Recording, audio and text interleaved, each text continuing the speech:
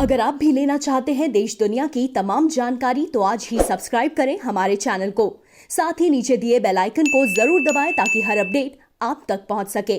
नमस्कार, Prabhasakshi news network देख रहे हैं आप। मैं आपके साथ प्रणव तिवारी। हम मौजूद हैं गोरखपुर महानगर में, लेकिन बात है दिल्ली की।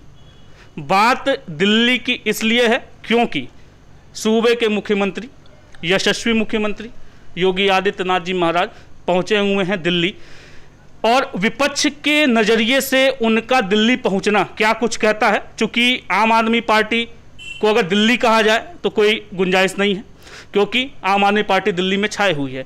इसलिए मैं कह रहा हूं क्योंकि आम आदमी पार्टी के प्रदेश प्रवक्ता वैभव जायसवाल, उत्तर प्रदेश प्रदेश प्रवक्ता वैभव जायसवाल जी हैं, उनसे बातचीत करेंगे और जानेंगे कि योगी आदित्यनाथ का दिल्ली जाना कहां तक सार्थक लगता है आपके नज़रिए से। बहुत बहुत स्वागत है वैभव जी।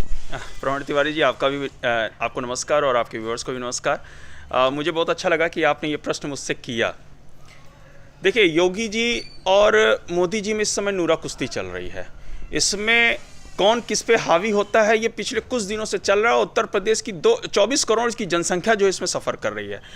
आप आज अपनी पर्सनल राजनीति के चक्कर में प्रदेश की जनता का जो है नुकसान आप पूरी तरीके से कर रहे हैं। कहीं योगी जी जो हैं अपनी महत्वाकांक्षाओं को ऊपर रखने के लिए मोदी जी, अमित शाह जी, जेपी नड्डा जी की फ़ोटो गायब कर देते हैं ट्विटर हैंडल से, नमामि गंगे जैसे पोस्टर से।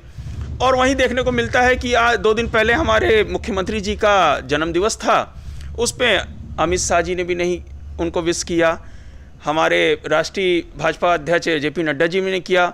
और सबसे बड़ी बात और सबसे मज़ेदार इस कहानी में जो ट्विस्ट आता है कि हर बात पे, हर एक छोटी छोटी बात पे जो ट्वीट करते हैं हमारे आदरणीय प्रधानमंत्री जी, उन्होंने अपने उत्तर प्रदेश के इतने बड़े सूबे की, कहा जाता है कि दिल्ली का रास्ता अगर जाता है तो उत्तर प्रदेश से होते हुए जाता है, उन्होंने भी उत्तर प्रदेश के मुख्यमंत्री को उनके जन्म दिवस पे बधाई नहीं दी।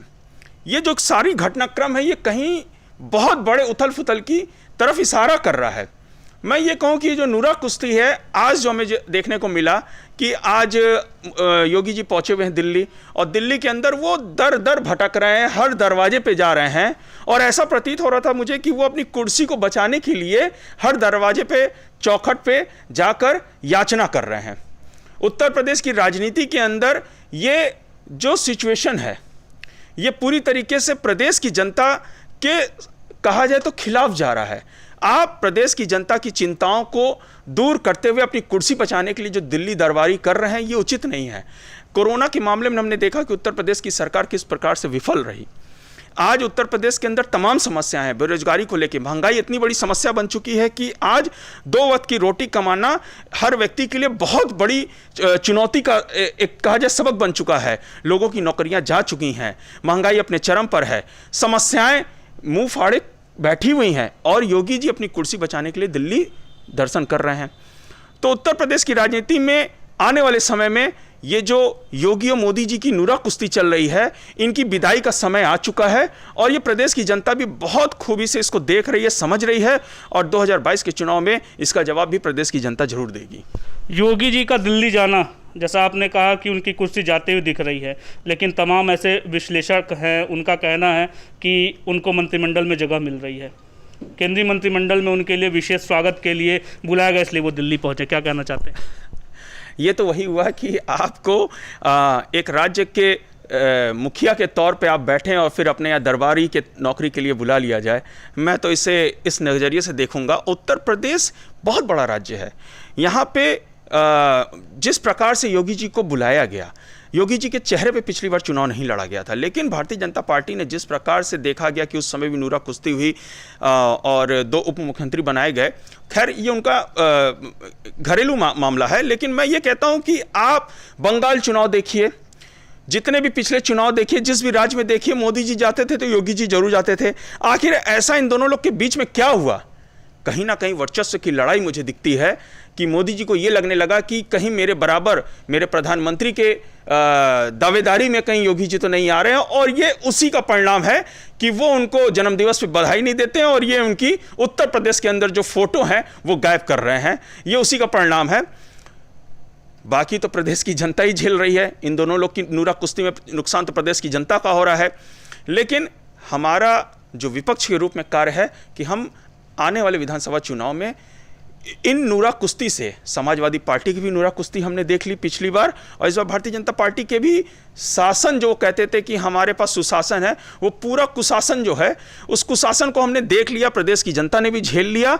और इस बार हम एक अच्छी शिक्षित सरकार, जनहित में कार्य करने वाली सरकार, शिक्षा, मोहल्ला क्लिनिक, पानी, फ्री बिजली, महिलाओं के लिए मुफ्त बस यात्रा जैसी काम करने वाली सरकार उत्तर प्रदेश में लाने जा रहे हैं।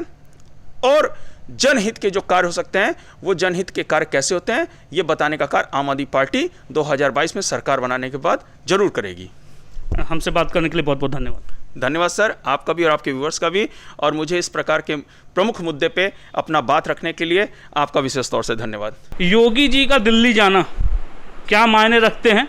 विपक्ष ने तो अपनी बातें कह दी, भारतीय जनता पार्टी सत्ता पक्ष है, उसका क्या कुछ कहना है उसी संबंध में हम उपस्थित हैं देवेंद्र पाल जी के यहाँ। भारतीय जनता पार्टी के आप कार्य समिति सदस्य रहे हैं, क्या कुछ कहना चाहते हैं उनसे बात करते हैं, और क्या मायने हैं योगी आदित्यनाथ जी का दिल्ली जाना इस विषय में। बहुत बहुत स्वागत है सर। देखिए, उत्तर प्रदेश के यशस्वी मुख्यमंत्री परम पूज्य योगी आदित्यनाथ जी महाराज का दिल्ली जाना ये कोई बहुत आश्चर्यजनक घटना नहीं है। ये एक रूटीन मुलाकात होती है हर मुख्यमंत्री का, दिल्ली जाकर के प्रधानमंत्री से मिलना, गृह मंत्री से मिलना। और हमारे मुख्यमंत्री तो भारतीय जनता पार्टी की सरकार है, उसके मुख्यमंत्री हैं, तो वो दिल्ली जाएंगे, स्वाभाविक है, प्रधानमंत्री से मिलेंगे, गृह मंत्री से मिलेंगे, पार्टी के राष्ट्रीय अध्यक्ष से मिलेंगे। ये एक शिष्टाचार मुलाकात है। और इस कोरोना काल में जो जिस तरह का तीव्र मैनेजमेंट हमारे मुख्यमंत्री ने किया वो ऐतिहासिक है, और कोरोना पर विजय प्राप्त किया, इस संदर्भ में भी अपनी जानकारी देना, कुछ नेतृत्व से गाइडलाइन लेना, ये सब बातें एक शिष्टाचार मुलाकात में होती हैं, और इसका बहुत कुछ और मायने नहीं है। और जैसा कि विपक्ष है, विपक्ष के पास कोई मुद्दा नहीं है, मुद्दा विहीन विपक्ष, किसी काम का विपक्ष नहीं है। वो विपक्ष है कि नहीं ये भी साबित नहीं कर पाया। ये अफवाह फैलाना, भ्रम फैलाना, कभी वैक्सीन को लेकर के, कभी अन्य बातों को लेकर के झूठा प्रचार, वो उनका काम अफवाहबाजी करना। अफवाह बहुत दिन तक टिकती नहीं है, तो इसलिए ये एक सामान्य शिष्टाचार मुलाकात है, इसके सिवा और कुछ नहीं है। सर, विपक्ष ने कहा है कि योगी जी का जन्मदिन था, शीर्ष नेतृत्व ने बधाई नहीं दी। उन्होंने कहा है कि जो दिन भर ट्विटर पे ही लगे रहते हैं आपके प्रधानमंत्री, उन्होंने भी बधाई नहीं दी, और बधाई न देने का इतना गुस्सा था कि जितने भी बैनर पोस्टर थे उत्तर प्रदेश शासन की तरफ से, जो भी प्रचारित प्रसारित पोस्टर होते हैं उस पर से उनका नाम हटा दिया गया। इसका क्या मानना है सर? मेरे तो संज्ञान में ये विषय नहीं है कि ऐसा कुछ हुआ है। हमारे प्रधानमंत्री ने, हमारे माननीय गृह मंत्री जी ने, सब लोगों ने फ़ोन पर बधाई दी थी, चूँकि कोरोना काल था, और कोरोना काल में बहुत ज़्यादा ट्विटर पे वो बधाई देने का जो उनका था वो किसी को नहीं दे रहे थे, और उन्होंने जो है फ़ोन से बधाई दिया। ट्विटर पे दिया कि नहीं दिया ये हमको नहीं पता है, और ट्विटर से तो हमने भी बायकॉट कर दिया ट्विटर का।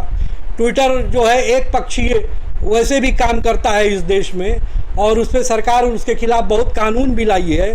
तो ट्विटर का भी वो टूल किट और ट्विटर का में बहुत अंतर नहीं मैं समझता। ये सब टूल किट का एक जो कांग्रेस का षड्यंत्र चल रहा है, ये सब का दुष्प्रचार है इसमें। और जो सामान्य शिष्टाचार है वो बधाई देने का, वो हुआ भी है। ऐसे ये सब कोरी कल्पना के सिवा और कुछ नहीं है। वो विपक्ष ऐसे ही क्या कहते हैं उसको, अंगूर खट्टे हैं, बस उनको यही हमेशा मिलता रहेगा, और वो भ्रम फैलाते रहें, भ्रम हमेशा बेनकाब होगा। एक अंतिम प्रश्न सर, 2022 का जो चुनाव है, क्या योगी जी ही चेहरा है? चेहरा आज की डेट में हो या कल की डेट में, योगी आदित्यनाथ सबसे, जितने देश के मुख्यमंत्री हैं, मैं दावे के साथ कह सकता हूं कि आज की डेट में देश में परम पूज्य योगी आदित्यनाथ जी महाराज से लोकप्रिय कोई मुख्यमंत्री पूरे देश में नहीं है।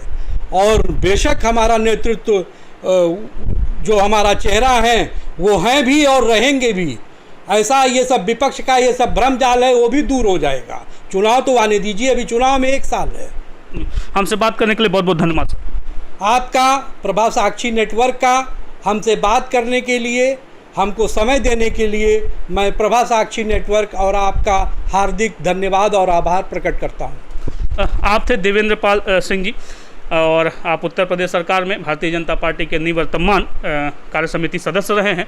उन्होंने कहा है कि चेहरा है और चेहरे पे ही हम लड़ाई लड़ते हैं और परम पूज्य योगी आदित्यनाथ जी महाराज ही हैं, उनके अलावा कोई विकल्प नहीं है। विपक्ष ने भी अपनी बात कही है। विपक्ष का कहना है कि उनको जब बधाई नहीं दिया जा रहा तो दिल्ली पहुंचने का कोई मतलब नहीं है।